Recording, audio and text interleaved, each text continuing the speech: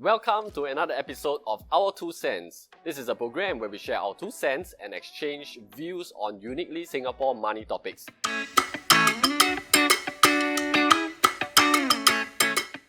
So in this episode, we'll be talking about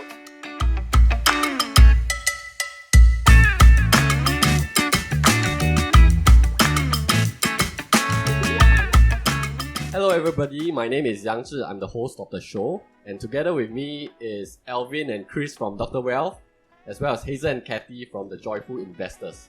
Okay, so I believe most people are aware of the traditional kind of financial advice, right? For example, you cannot put all your eggs in one basket, you should invest when you're young, you should do your retirement planning and everything. So today, right, we'll be discussing something more interesting. So to start off, can you all share with me what are some of the unconventional tips that you have come across so far? For myself, I have one unconventional tip, which is that relating to investing, which is that investing is not as easy or that effortless as it is usually portrayed to be. Well, the only easy thing is getting your accounts open. But of course, I can't say the same for all brokerages. But if we look at, say, the market return over the last 20 to 30 years, then if one is saving and investing diligently into an ETF that tracks the S&P 500, then having a reasonable retirement lifestyle is not out of the question. But this itself is already not something that's easy for many people to do it. Only a small group of people are able to do it. But for most people, at some point in time, they may have other commitments which cause them to derail the original plan. And if anything, successful people are usually those who are often very committed to their craft. Just like today, if we're talking about being able to invest well, it requires the same level of study and preparation as we have done for our degrees, for law, for medicine. It requires judgment, experience along the way, as well as knowledge and the know-how. Like how do you analyze good companies, for example. So just like today, if you want to be a good businessman, it is not just as simple as registering a company name with ACA. Registering a name is very easy. Incorporating a new business is very easy. But being able to do the business well is a totally different matter altogether. So likewise, back to investing, a good investor is someone who is ever learning, who is willing to put in the hard work and effort to learn. So that it's more sweat today but less blood tomorrow. Yeah, it is achievable, but it requires hard work. It is not something that is so effortless as it is usually portrayed to be. Yeah, thanks Hazel. So investing is not as easy as it seems. How about yourself, Chris? Okay, so the tip that I have is something which I would call kopitiam arbitrage. And the concept comes from people who order coffee. And you know that every morning I need to get a cup of kopi o kosong, right? Now, there are successive ways to get higher and higher concentrations of coffee in your morning coffee. So, typically we would say that if you want a more concentrated drink, you go for kopi o gao. But a lot of people are not familiar with this way of ordering coffee, which is kopi o tilo. So when you order kopi o tilo, what the barista would do is he would pour the coffee directly into a cup and he wouldn't add water. There would be minimal amounts of water. And I've inquired about the cost of a cup of kopi o tilo. It's approximately 20 to 30 cents higher than an ordinary cup. Okay, now that's an interesting fact for us to take note of. What is arbitrage? And arbitrage is the concept of understanding that a cup of boiling hot water from the same store costs about 20 to 30 cents, right? So what it means, you can theoretically buy one kopi o tilo and you buy 2 cups of hot water. And when you mix them together, you get 3 cups of kopi o, thereby creating a riskless gain for yourself, which is why I call this kopitiam arbitrage. And by understanding this concept and expanding it into the world of finance, we are able to find some riskless ways to profit from a very innovative way, for example, ordering coffee. Thank you very much. Okay, thanks for sharing. I'm sure a lot of I'm hoping not a lot of kopitiam aunties are watching this. They're not watching this. Yeah. So how about you, Kathy? Have you come across anything unconventional before? Okay, one of the unconventional tips that I would like to share is that you do not like the social media doesn't add any ounce of value, doesn't really add any ounce of value to us, because when you watch or listen to the actually financial media the financial media, do not just take it as face value. So many investors, they buy or sell based on what the social media, as in the financial media, tell them, and they do so without any regards to the relative risk or the size of the anticipated profit. And then, many investors are doing that, and many long-term investors are doing that, and it's a very big mistake because they do not realize that the financial media is actually there to give us, entertain us for viewerships only. It's not there to educate us on what is a sound investing decision. Because we do watch the financial media for the latest happenings. We need to keep ourselves updated. But we do not, most of the time, we do not act upon the news. Because the market is actually a reflection of the mind of all the market participants, including the big players, the big boys, who got a lot of influence over the market. So for us as an investor, right, what we should do is we should be able to read in between the lines. So to understand the market better, and then from there we make educated financial investment decision. Thanks for sharing, Kathy. So basically, take articles with a pinch of salt, and then exercise your own judgment. Correct. That's very important. Yes. Thanks for sharing. Alvin, how about yourself? Being so experienced in investing, what are some very unconventional things that you've come across? I will actually share something related to career, because most of the people earn their capital via their job, their career. So I think it's a very important start point to even begin with. And I learned the unconventional tip from Scott Adams, the guy who drew the Gilbert comic. And he did say that he isn't the best business person in his company. He is also not the best artist out there, but he was able to combine both his business knowledge and drawing to create this Gilbert comic. So he said that it's actually very difficult to be the top 1% in any field, but you can create new fields by combining different skills together. We call it skill stacking. So you can take relatively, very innovative way to combine two skills that you have to create a new field for yourself.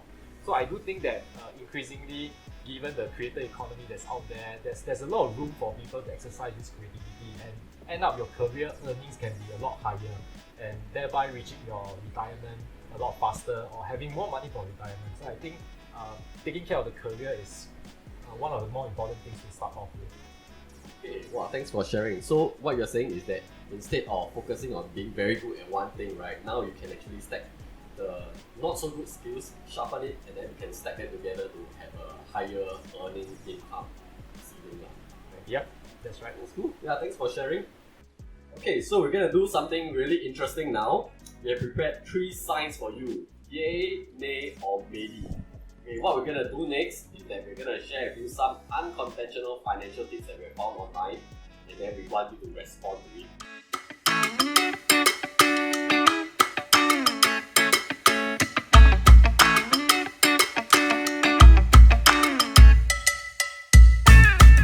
Okay. Yeah, so the first unconventional tip, right, is to take more loans when you're young, invest first, and pay your debts later. What do y'all think?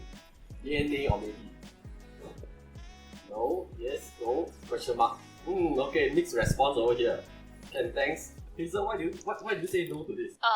This is my context. If let's say today we have a sum of extra cash on top of the savings that we already set aside, and we're thinking about what to do with this sum of cash, right? Whether to invest first or use it to pay the loans first, because you only have that amount, you can only choose one. Well, if we look at this on theory, and if we look at this from a very mathematical perspective, then it may make sense that we should invest first, then we pay our loans later if the interest that we earn on the investments is larger than the interest that we incur on the loans. Well, so that is on theory from a mathematical point of view. But when it comes to real execution, it is not that straightforward or that easily executable. There are considerations that we have to take into account.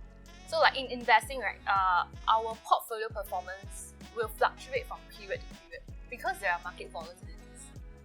And that can be due to speculation, it can be due to manipulation, and so on. So, which means to say, it is very difficult for me to actually be able to predict by when I will actually have enough, I will have earned a good enough amount of profits that I'll be comfortable to take out some to use it to pay my loans. But the thing is, we have a repayment deadline for loans. Yeah, but if in today I want to try and align the timeline for my loan repayment and the timeline for my portfolio performance, that is going to be very difficult to actually predict to control because that is out of my control. Yeah, market volatility is something that is out of my control.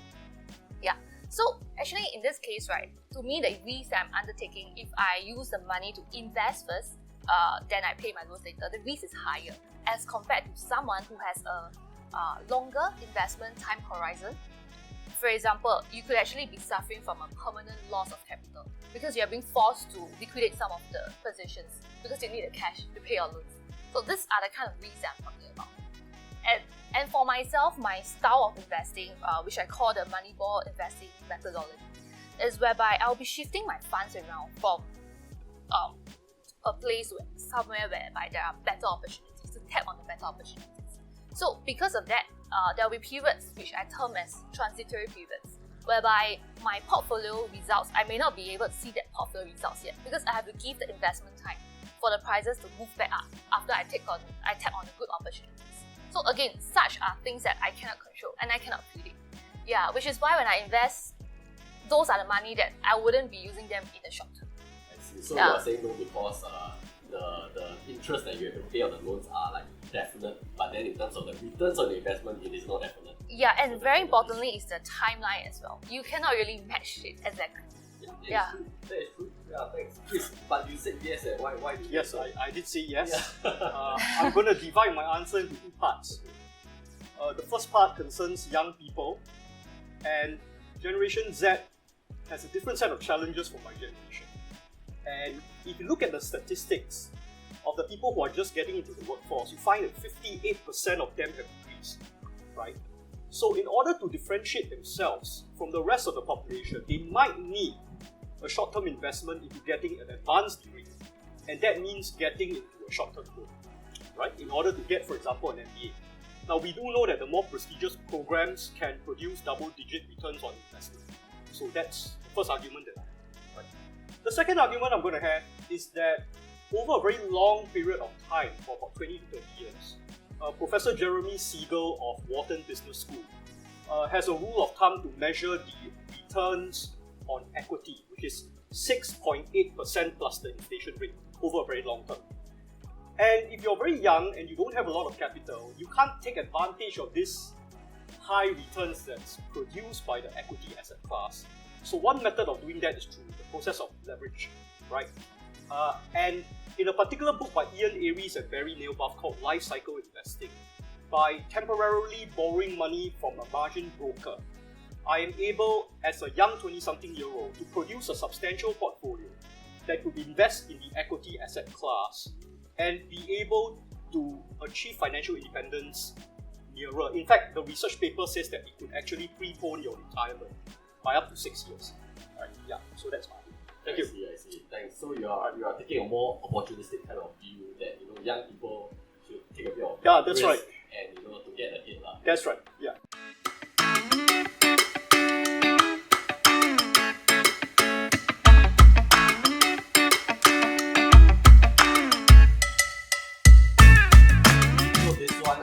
Recently it started gaining more and more popularity. So this is buy high, sell higher. What do you think? No? Question mark? No? Good?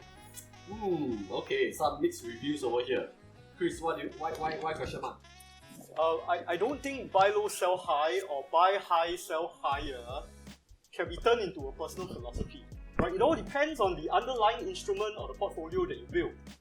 Okay, so in some of the quantitative studies that I've done on financial markets, we try to borrow something from civil engineers from this field called hydrology, and this thing known as the Hurst Exponent. Alright, so when you apply the Hurst Exponent into a time series, 0.5 means that you're indifferent towards buy high, sell higher, or buy low, sell high. If it is below 0.5, then you buy low, sell high. If it is above 0.5, then you buy high, sell higher. Okay, so I'm going to share with you some of the strategies that I found. If you are looking at something like, for example, local government bonds, right? A35, the ABF bond fund. The Hurst Exponent is less than 0.5, right? So buy low, sell high works. Buy high, sell higher does not work, right? On the other hand, if you look at local equities, you get a number like 0.58. Then I would say that it's close to 0.5, so both strategies might work. It depends. If you're looking at something like Bitcoin, then the answer is 0.68. Then buy high, sell higher works really well. And so this is very likely the result of young people getting into all these new investments like cryptocurrency and making a statement on what the investing world is like, right? And so this is what I've discovered when we worked on the data. Right? So this is what I've discovered. You think that it's more of the context, like yeah, the context matters too much. Also, like what type of asset class as well. Yeah, right? that's right. Yeah. Okay. Yeah. Alvin, just now you said Yes, this momentum factor of buying high, selling higher, right, is well proven, well documented, and there are a lot of practitioners who have delivered results based on using this kind of strategy. And we sometimes have the experience, right, when you thought the stock is very overvalued, it should come down, right, but end up it keep going higher. An example is iFast shares, right? So it just keep going up, right? Even though you think that it's very expensive, very overvalued, but it just keep going up. So they are indeed, I agree with Chris that some of these stocks have this momentum factor that's stronger, and you can really form a strategy to identify these kind of stocks and build a portfolio around them. And in fact, you probably work very well for the past few years and deliver higher returns than what most people thought this kind of strategy would not be able to. So I do think that this is unconventional because what we always hear is buy low, sell high, buy low, sell high, right? But you do need a particular kind of strategy for you to identify whether a stock has a momentum. And you need to probably rank them and find the most momentum stocks to get into at any point in time. Another thing that I want to mention is that usually this momentum factor is shorter term.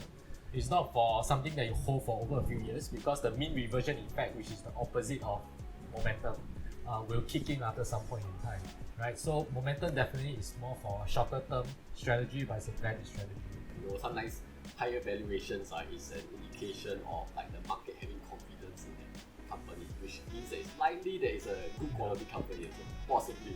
I think another example would be the tech stocks in the US, right? Yeah. Over the past few years, they are always very expensive. If you use any traditional way of valuing them, you will never get into them, and they just keep going up. So I do think that this momentum factor does play a big role in such companies. Yeah, so it's possible to buy high, sell higher.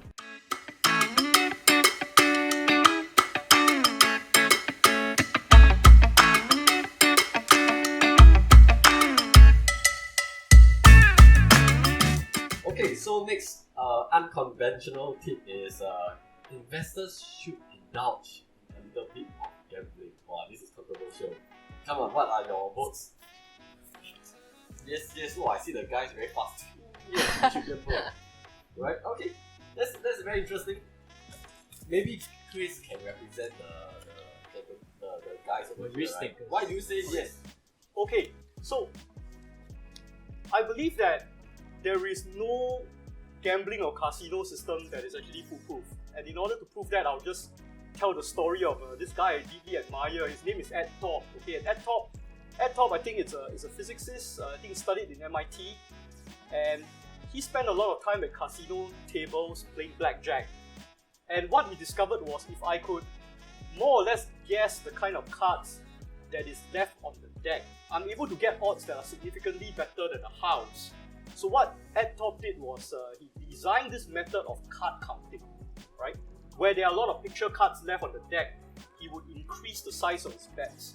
Where there are very few picture cards like Jack, King, Queen, and Ace, if there is very few of them, then he would increase his bets. And by using this particular strategy, he's able to get odds that are better than the casino house. And then he went on and he conquered the casino tables around USA, and he got himself banned. And after he got banned by the casino houses, he basically took his mathematical knowledge and he went to the biggest casino of all, which is the stock markets, where he invented, I think, this method of arbitrage, I think convertible arbitrage. And it made him a very wealthy man. And I think that from that particular lesson, right, we can learn that by indulging in a little bit of gambling, not too much money, you don't spend all your money like at the gambling houses, but just to understand how the mathematics work. Right? You might be able to get an edge. And I'm reading about the people who bet on horses. There is apparently a method that is keyed off this statistical technique called logistics regression that made a bunch of, I think, Oxford mathematicians multi-millionaires because they're able to find all these flaws when these brokerage houses, when they set their odds. And so I actually am a very strong believer that a lot of these mathematical frameworks you find in gambling translate very well into the field of investment. So you might want to Google the Kelly criterion, right, if you want to learn a little bit more about this. Yeah. Wow, that's a very insightful sharing. I didn't know gambling can be so mathematical. Yeah, thanks for sharing. Hazel, what are your views on this? Okay, firstly, I think I need to set the stage first. To me, gambling is about just pure luck. That means today you don't have any knowledge at all, you're just gambling based on luck. That's my definition of gambling. But when it comes to investing, I think what we can do or what we should do is to make educated guesses. That means it is not based on luck, but it is based on your knowledge that backs up your guesses, which are more educated. Meaning to say there is higher probability, you are actually putting the odds in your favor. And how you go about doing this is that you need to have different skill sets. Like, how do you do fundamental analysis? How do you analyze the companies? Which are the companies that you would invest in and which are the ones that you avoid? Or how do you read the charts to decipher what are the sentiments of the other market participants? Because we always have to remember that we are not the only participants in the market. In fact, we're just very small fishes in this whole ecosystem. So what are the big whales doing that is causing many investors getting into trouble? So such are the skill sets I'm talking about, in which we can help to bring the odds in our favor. So to me, it is not about gambling based on luck, but it is more of making more educated guesses based on your knowledge. Yeah. So it's like taking calculated risks. Yes, taking calculated risks. Basically, I think both points brought up is more of like putting things you can do to put odds in your favor, right? Yeah. So how about Kathy? Yeah, actually I quite agree with what Christopher said. So for us, right, I'm not trying to say that we should go to a casino to gamble, but rather we should use the casino, right, and learn from them. For example, like how they do the probability and understand about the risk and reward also. Yeah, because like we can understand how the house of the casino works, and then like or maybe like some of the like professional gambler, how they can like so-called win in the long run in casino. And yeah, we can appreciate better the financial market as an investor ourselves from there. Yeah, so this is a bit like similar to what we do in our Moneyball investing playbook, whereby we use different type of analysis to stack the odds for us in our favor. Yeah. Well, it looks like all three answers are on different sides. Some similarities, but end of the day, right, it's about understanding the game that you're playing. Yeah. You're gonna put odds in your favor if you want to win. Yeah. You don't just That's play right. for fun, right? You play for fun only, you're probably gonna lose money.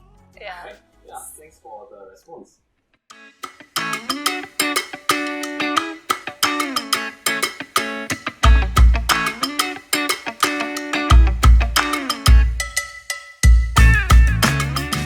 Okay, for this next unconventional tip, I cannot help but associate this with Chris, right? So this tip is dress badly to deflect attention. Do you all agree with this? Okay, I see no, yes, yeah, and question mark. Let's hear from the man himself, Chris. Why do you advocate this?